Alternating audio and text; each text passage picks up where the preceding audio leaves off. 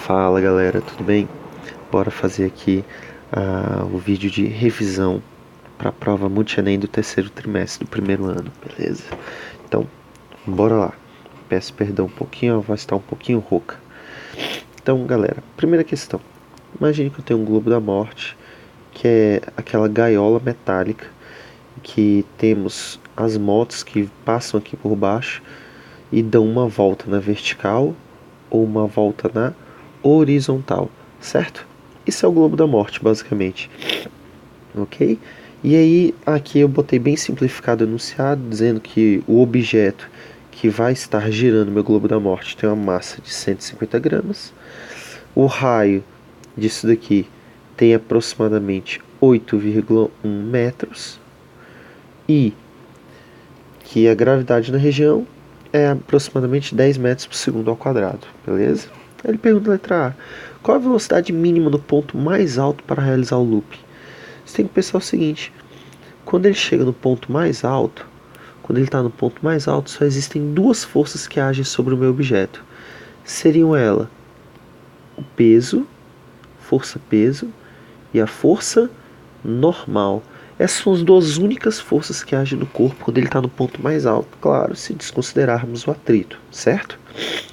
Então pense comigo o seguinte, se nós tivermos apenas essas duas forças, você concorda que elas são forças que estão apontando para o centro da curva e fazem parte de um movimento circular?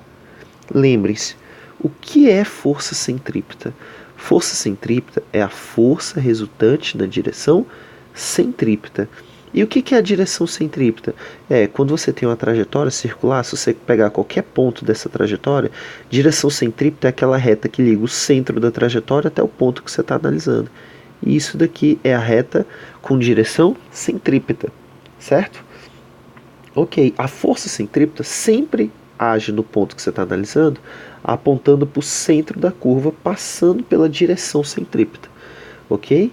Então, qual é a grande vantagem de falar sobre força centrípeta? Porque, além dela ser uma força resultante na direção centrípeta, apontando para o centro da curva, ela possui uma fórmula, permitindo que, se a gente tiver um movimento circular, todas as forças que agirem na direção centrípeta, a gente pode igualar com a fórmula mv² sobre r. Nesse caso, nesse ponto mais alto aqui, nós temos peso normal, certo? E concorda que o peso e a normal estão na direção centrípeta. Se parar para analisar, esta daqui é a direção centrípeta do ponto mais alto. O peso e a normal estão na direção centrípeta e os dois estão apontando para o centro? Estão. Como os dois estão na direção e sentido da força centrípeta, então a força centrípeta nada mais vai ser do que a soma dos dois, certo? Isso é a força centrípeta. Força centrípeta é a força resultante na direção centrípeta. Como na direção centrípeta eu só tenho duas forças, a força resultante dela vai ser a soma das duas, mas é a soma vetorial, que pode implicar numa soma ou numa subtração, na verdade, algébrica, certo? Aqui o que aconteceu foi que, como as duas estão no mesmo sentido, vai gerar uma soma. Claro? Então, ok, esse é o conceito, tudo bem, do que está acontecendo no ponto mais alto de uma trajetória. Aí ele pergunta qual a velocidade mínima no ponto mais alto. A velocidade mínima, você tem que pensar o seguinte. Esse objeto que está aqui, quando ele for realizar esse loop, quanto mais rápido ele for, maior vai ficar a normal do ponto mais alto. Porque dentre essas duas forças, o peso e a normal, o peso é sempre constante. A única força que varia é a normal. E ela depende da velocidade que o objeto sobe, tudo bem?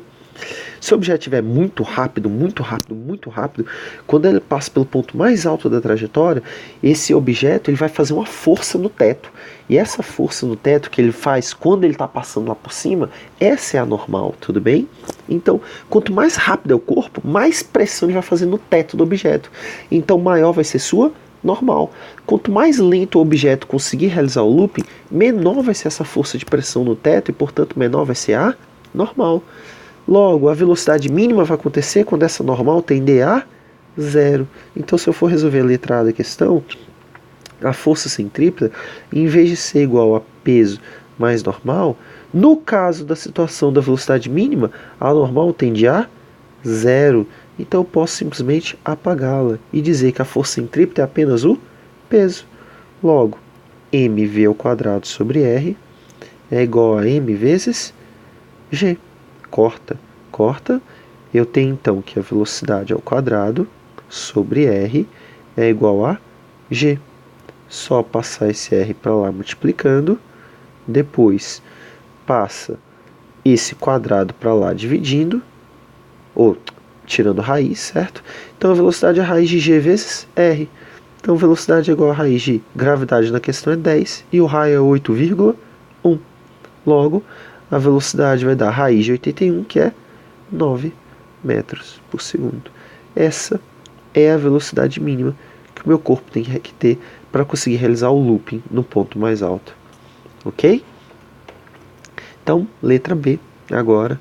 Letra B é o contrário da letra A. Enquanto na letra A, quando ele perguntou qual é a velocidade mínima, ele meio que falou de forma implícita a normal. A normal tendeu a quanto?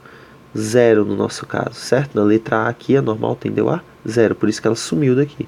Então, se na letra A ele falou implicitamente que a normal era 0 e queria saber qual é a velocidade, na letra B ele vai falar qual é a velocidade, vai perguntar qual vai ser a normal. Se ele tivesse falado direto, sem a letra A, e perguntado se a velocidade do corpo for 10 no ponto mais alto, qual será a força normal nesse ponto? Você poderia pensar que a força normal poderia ser 0. Por quê? Se ele não tivesse perguntado a letra A qual é a velocidade mínima, você não saberia que a normal é 0 apenas quando a velocidade é igual a 9 metros por segundo. Então o que você ia fazer? Você ia pegar essa velocidade 10 e ia jogar na fórmula aqui, ó, essa fórmula mesmo. Força centrípeta é igual a peso mais normal.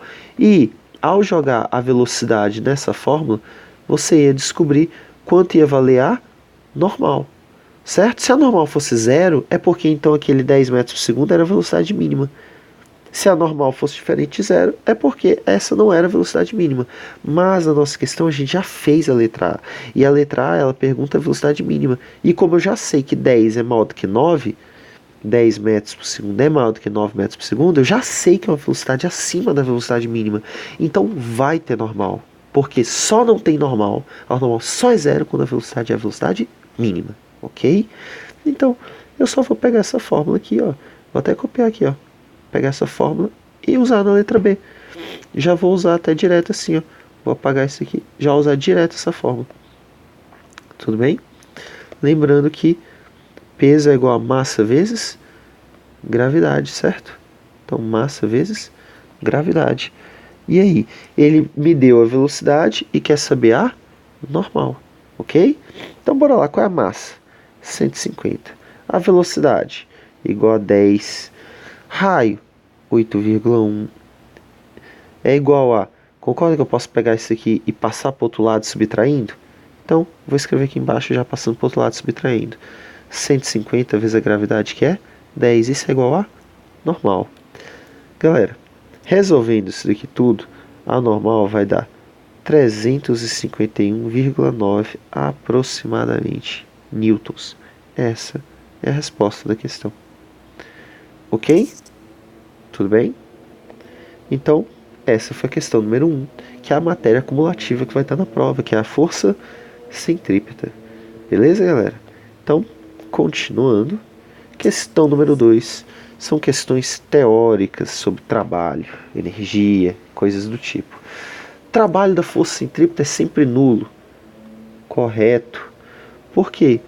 Porque a força centrípeta, numa trajetória qualquer, você pega um ponto qualquer, a força centrípeta é sempre na direção centrípeta. Temos sempre duas direções, a tangencial e a centrípeta. Essa daqui é a tangencial e essa daqui é a centrípeta. A força centrípeta sempre está na direção centrípeta, obviamente, mas ela sempre aponta para o centro da curva. Então, para cá está a força centrípeta. E a direção tangencial é sempre a direção que temos a velocidade, que é a direção do deslocamento, não é? E se a gente lembrar que trabalho é força na direção do deslocamento vezes o deslocamento, e o deslocamento sempre tem a direção e o sentido da velocidade, porque velocidade é para onde o corpo está se deslocando. Por isso que o deslocamento e a velocidade sempre tem o mesmo direção e o mesmo sentido. Tudo bem? Então, para ter trabalho, eu tenho que ter força na direção do deslocamento vezes o deslocamento. Então quer dizer que se eu tiver uma força e ela não tiver nenhuma componente na direção do deslocamento, ela não realiza trabalho? Fato. E a força centrípeta ela não é perpendicular à velocidade? Então ela tem alguma componente sua na direção da velocidade? Não, não tem.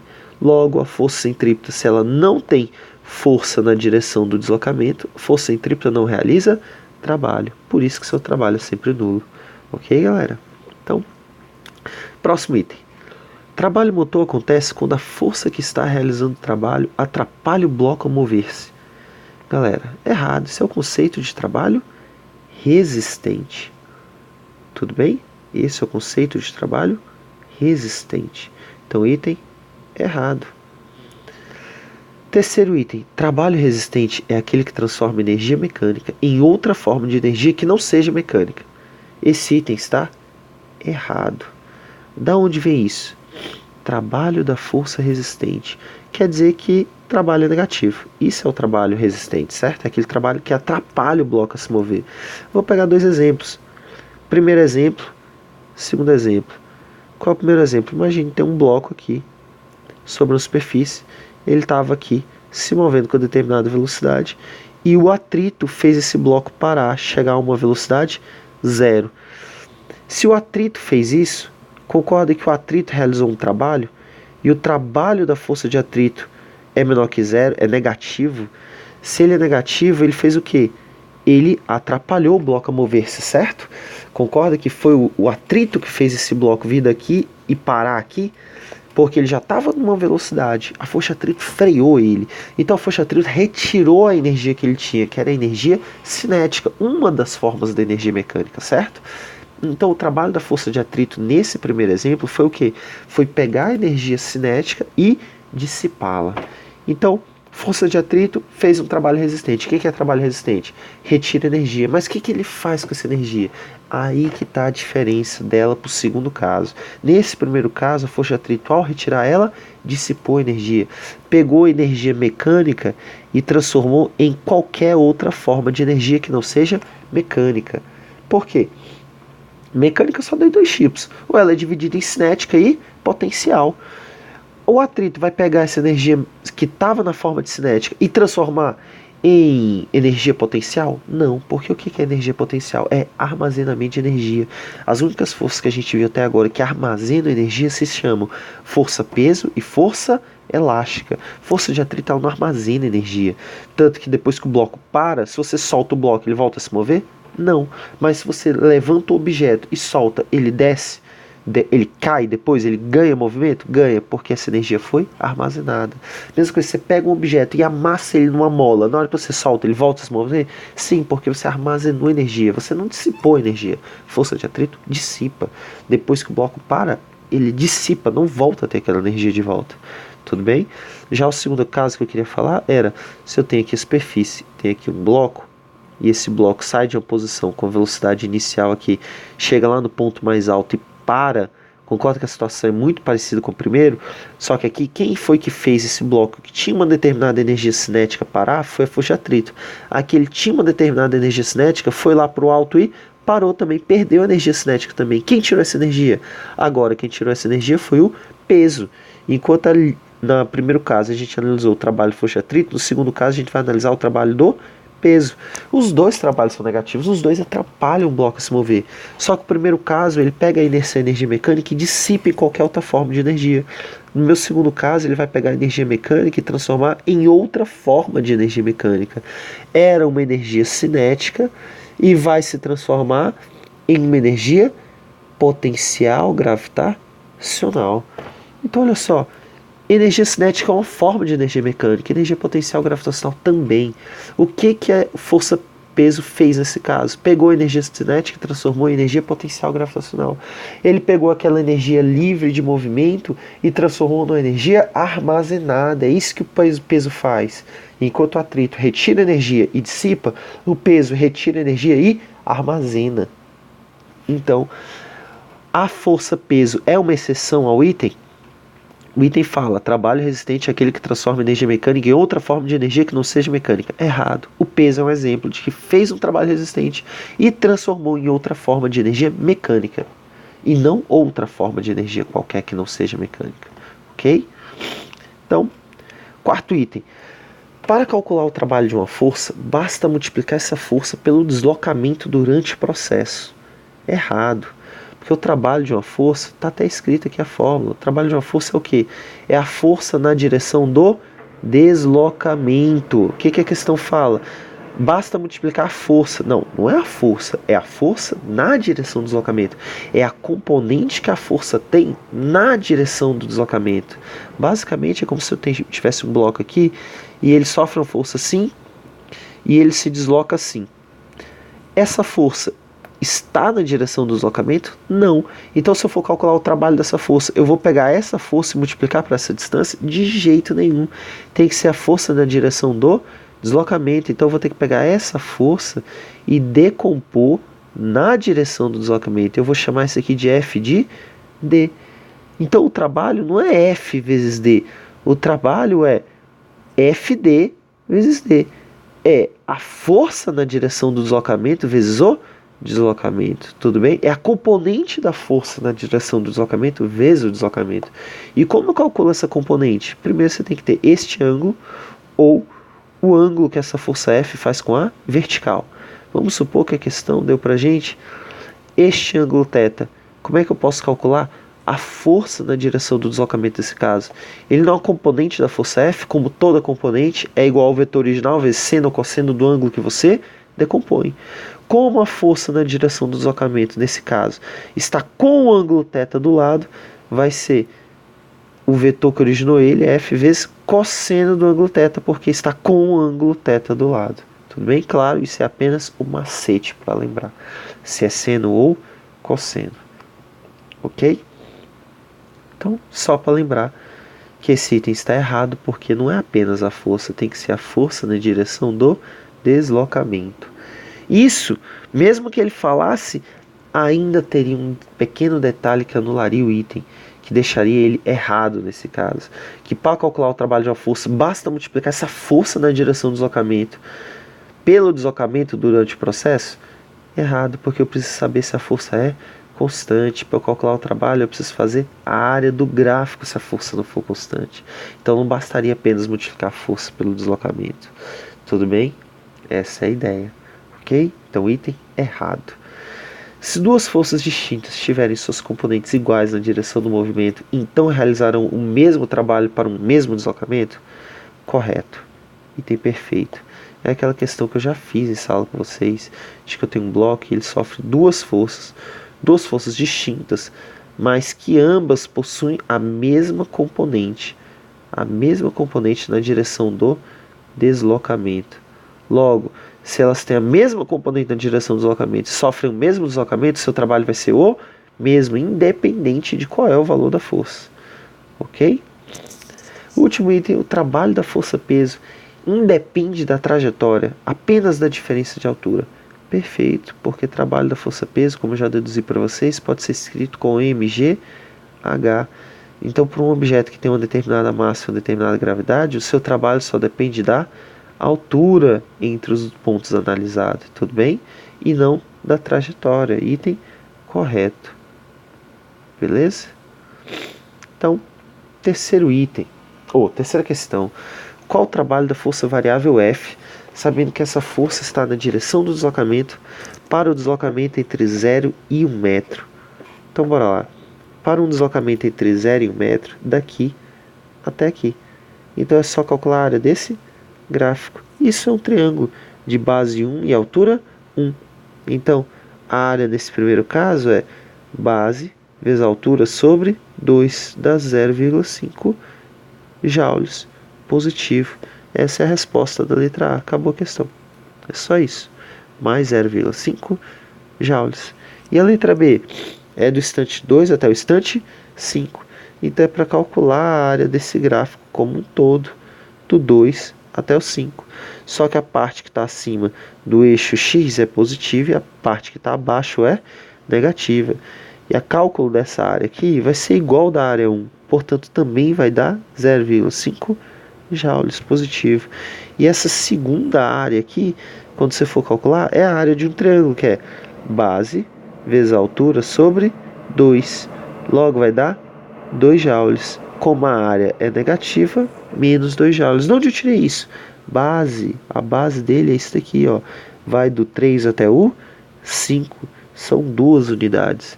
E a altura é a distância daqui até aqui. São quantas unidades? 2 unidades. Tudo bem? Por isso que a área deu menos 2. E aqui deu mais 5. Logo, qual é o trabalho de 2 até 5? O trabalho de 2 até 5 é 0,5 joules mais menos 2 joules. Logo, o trabalho deu quanto? Menos 1,5 joules. E acabou a questão. Tudo bem?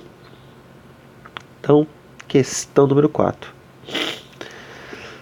Qual a potência da força F sobre o bloco de 100 kg que sobe em velocidade constante uma altura de 30 metros em 2 minutos? Bem, se ele quer calcular a potência é o trabalho sobre o tempo.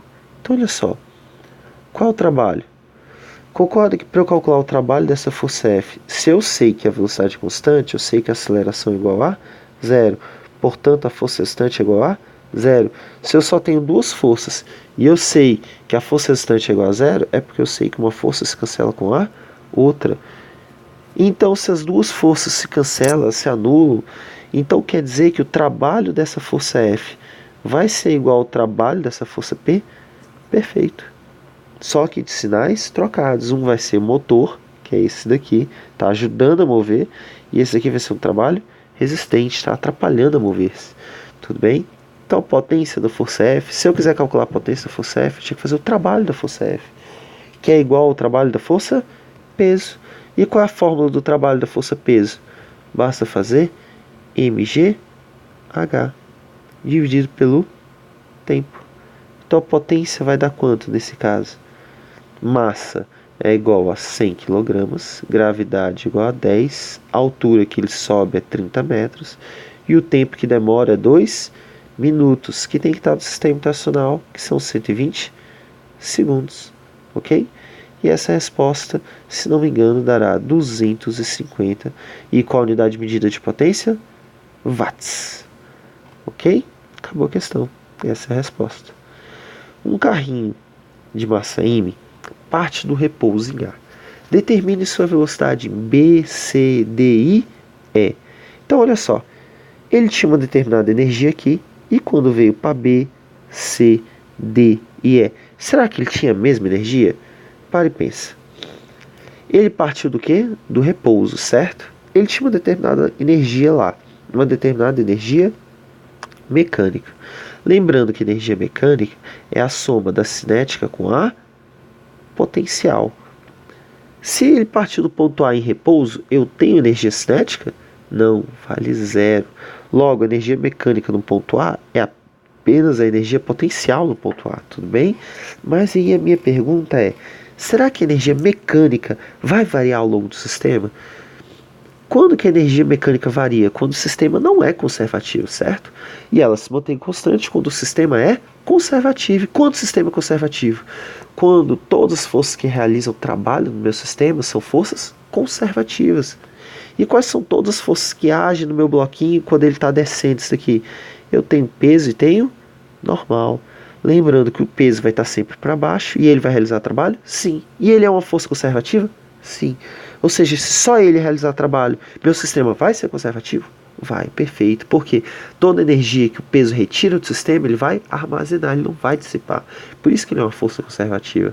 Já a normal é uma força conservativa? Não, normal não armazena energia. Porém, ela é sempre perpendicular à direção do deslocamento, no meu caso da montanha-russa. Logo, o trabalho dela sempre tende a 0. Se ela não realiza trabalho, então o meu sistema é conservativo. Claro, se o meu sistema é conservativo, eu parto do princípio que a energia mecânica ao longo de todo o meu sistema é constante. Como dito por outro aluno em sala, professor, então quer dizer que a energia mecânica a gente sempre tende a achar que ela é constante, ela sempre se conserva e você tenta descobrir se na verdade ela não se conserva? Na prática é mais ou menos isso. Você vê e parte do princípio que ela se conserva. E aí você vai tentar ver se ela não se conserva. Que é o quê? Analisar se alguém dissipa energia ou analisar se alguém fornece energia. Porque porque isso desequilibra a energia mecânica inicial e final, tudo bem?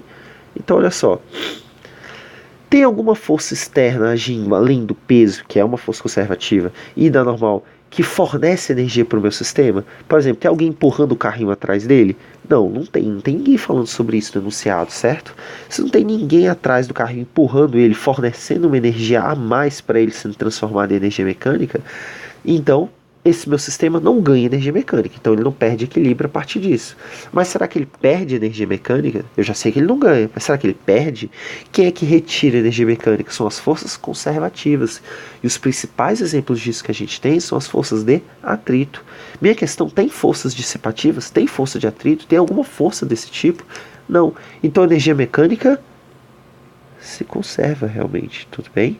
Então, eu mostrei para vocês que a energia mecânica se conserva partindo da ideia bem conceitual e lógica ou partindo apenas da intuição, tudo bem? Que como não tem nada que dissipa e nada que fornece energia mecânica, então ela se conserva. Se ela se conserva, então se eu quiser calcular a velocidade no ponto B, basta eu falar que a energia mecânica no ponto A é igual à energia mecânica no ponto B? Perfeito.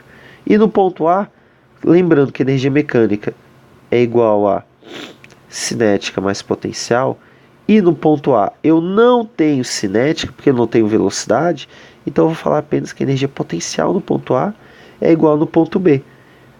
É igual a energia mecânica no ponto B. E no ponto B eu tenho velocidade? Tenho, porque ele já desceu um pouquinho. E eu ainda tenho altura? Em relação a onde? A gente sempre tem que adotar o referencial em algum lugar. E eu indiquei para vocês sempre adotar do ponto mais baixo. Funciona se adotar em qualquer lugar? Funciona.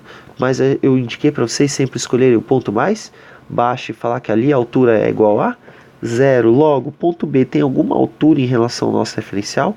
Tem, ele tem uma altura em relação ao nosso referencial. Então, no ponto B eu tenho energia potencial? Tenho. E ele tem energia cinética? Tem, porque ele ganhou a velocidade. Então é assim que eu vou resolver a questão? É. Energia potencial, mgh. No ponto B, mgh também. Energia cinética, mv ao quadrado sobre 2. Como todo mundo tem massa, eu posso cortar a massa. Então no ponto A, gravidade vezes altura. Qual é a altura do ponto A? No ponto A, a altura é de 5 metros. Então vai ficar 10 vezes 5. É igual no ponto B. Qual é a altura do ponto B? É 3 metros, ok? Então vai ficar 10 vezes 3. Mais a velocidade, que é o que eu quero saber que ele vai ter no ponto B, dividido por 2. Galera, resolvendo isso aqui, a velocidade no ponto B vai dar raiz de 40, que é exatamente 10 raiz de, 2 raiz de 10 metros por segundo. Ok? Essa é a velocidade no ponto B. E qual é a velocidade no ponto C? É só você pensar que a energia mecânica no ponto A, que é lá no início de tudo, também é igual à energia mecânica no ponto C. E se você reparar como o ponto C está bem na altura zero, logo eu não tenho energia potencial. Quer dizer que no ponto C eu só tenho energia cinética. E no ponto A eu só tenho potencial. Então, mgh do ponto A é igual a mv ao quadrado sobre 2 do ponto C. Corta as massas. Gravidade vezes altura no ponto A tem que ser igual a velocidade no ponto C ao quadrado sobre 2. Galera, esse resultado vai dar raiz de 100, que é a mesma coisa que 10 metros por segundo. Obviamente, como esse aqui era raiz de 40 e aqui é raiz de 100, essa velocidade é maior do que essa. E o que faz sentido, que conforme o carrinho vai descendo, ele vai aumentando sua velocidade. Ok? Então, essas são as velocidades no ponto B e C. Ah, mas e o ponto D e E, professor? O ponto D está na mesma altura do B, não tá? Então vai ter a mesma velocidade. O ponto C vai estar na mesma altura do E, não vai? Então ele vai estar na mesma velocidade. Tudo bem? E aqui a gente termina a nossa lista de revisão. Beleza? Falou, galera.